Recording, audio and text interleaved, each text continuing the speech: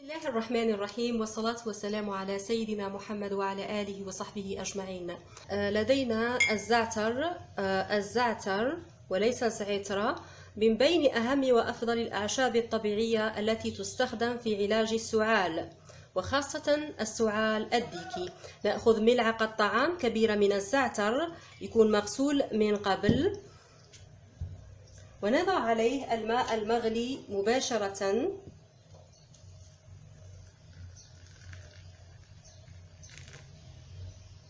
ونتركه لينقع، بحيث نقوم بتغطية الإناء حتى لا تتطاير الزيوت الفعالة الموجودة في الزعتر.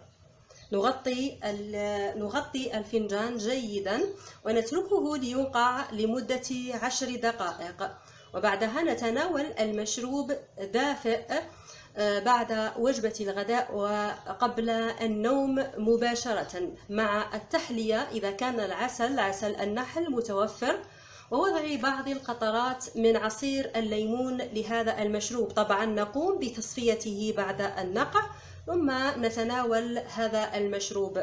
مفيد جدا، قلت، لعلاج أو التخلص من مشكلة الكحة. غير متوفر عندك الزعتر، نقوم بتحضير الوصفة الثانية، والمتمثلة في جذور عرق السوس. جذور عرق السوس أو عرق السوس يعمل على تهدئة الكحة بشكل كبير جدا، حيث نأخذ ملعقة شاي صغيرة، قلت، من جذور العرق السوس، يكون مطحون من الأفضل،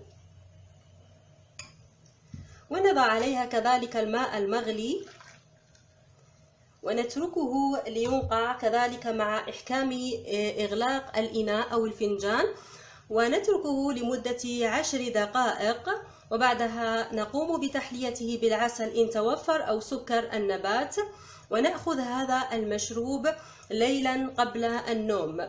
ممتاز لعلاج الكحة وتهدئة السعال. الوصفة الثالثة هي الزنجبيل. نحتاج للزنجبيل ملعقة شاي صغيرة من الزنجبيل، ونضيف عليها كذلك الماء المغلي، وننقعها لمدة 10 دقائق، وبعدها طبعا يحلى بالعسل أو سكر النبات، ونأخذ هذا المشروب قبل النوم. فالزنجبيل يعتبر من الأعشاب التي لها الكثير من الخواص المفيدة جدا للجسم، كما يعد من مضادات الهستامين، والذي يعمل على تقليل الكحة.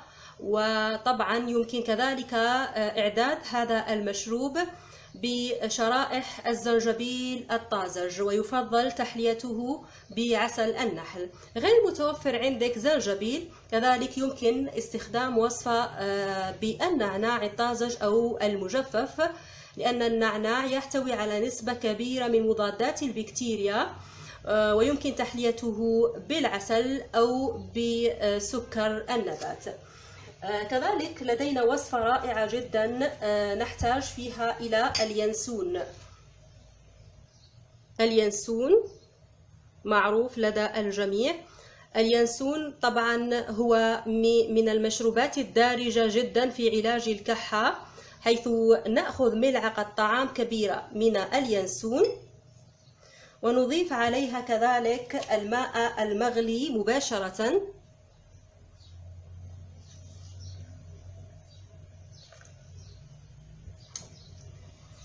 ونغلق طبعا حتى لا تتطاير الزيوت المفيدة في اليانسون، ونتركه لكي ينقع لمدة 10 دقائق، ثم نصفيه، ونأخذ هذا المشروب طبعا بعد تحليته بالعسل أو سكر النبات ليلا قبل النوم. مفيد جدا لعلاج السعال. هذه المشروبات لا أنصح بها للحوامل، ولكن لدينا بعض الوصفات الأخرى. نحتاج في هذه الوصفة إلى الثوم. هنا نقوم بطهي الثوم على البخار، حوالي 8 فصوص من الثوم نقوم بطهوها على البخار، ثم نقوم بهرس الثوم جيدا. يهرس الثوم جيدا بهذه الطريقة،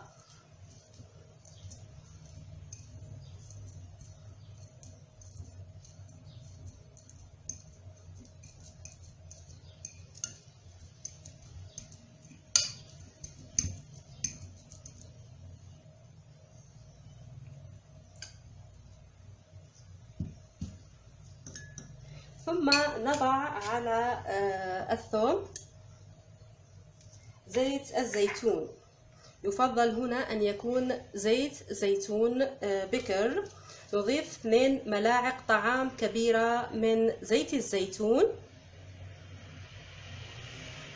ونخلط جيدا. يمكن إضافة ملعقة طعام كبيرة من عسل النحل إذا توفر أو دبس التمر. نقوم بمزج المكونات جيدا، الثوم مع زيت الزيتون. قلت يمكن إضافة عسل النحل لهذه الوصفة.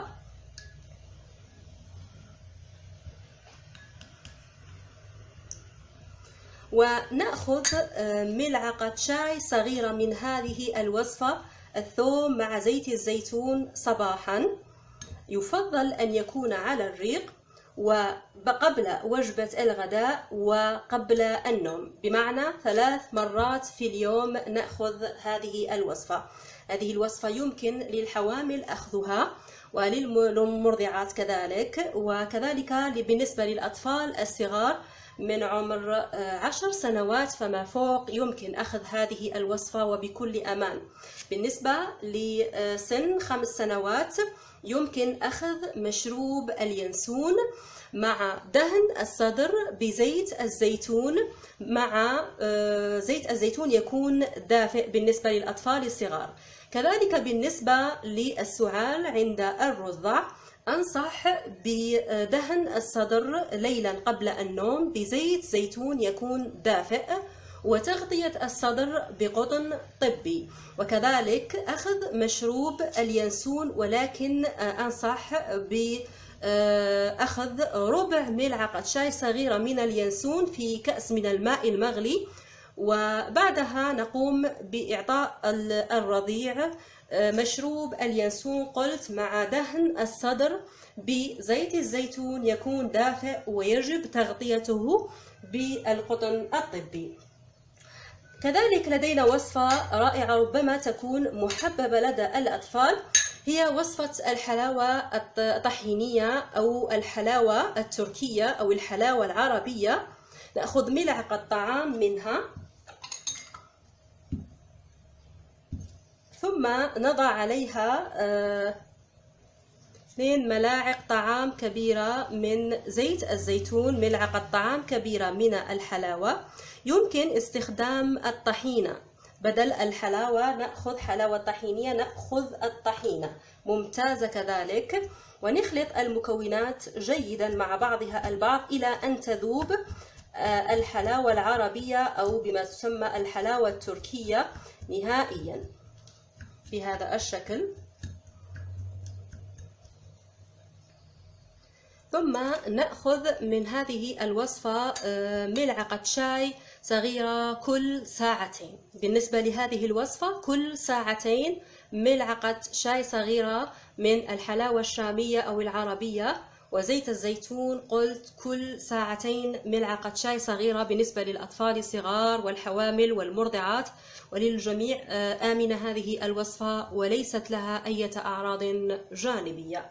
كذلك قلت الحلاوة أو الطحينة يمكن استخدامها، فهي علاج فعال وقوي لمشكلة الكحة المزمنة، وخاصة عن طريق خلطها بعسل النحل وتناولها يوميا. هي تخلص الجهاز التنفسي من كل المشاكل المرتبطة به، وكذلك تعالج مشكلة السعال والكحة الشديدة وكذلك نزلات البرد، وتعمل على تنشيط الجسم وتمده بالطاقة التي تمنحه الدفء، وكذلك تعالج الالتهابات الرئوية وتزيد من مناعة الجسم. ممتازة الطحينة مع قلت عسل النحل خاصة للأطفال الصغار، وتعالج ضيق التنفس. كذلك هي تعمل على طرد البلغم وتخفف من السعال وتعمل على علاج الربو.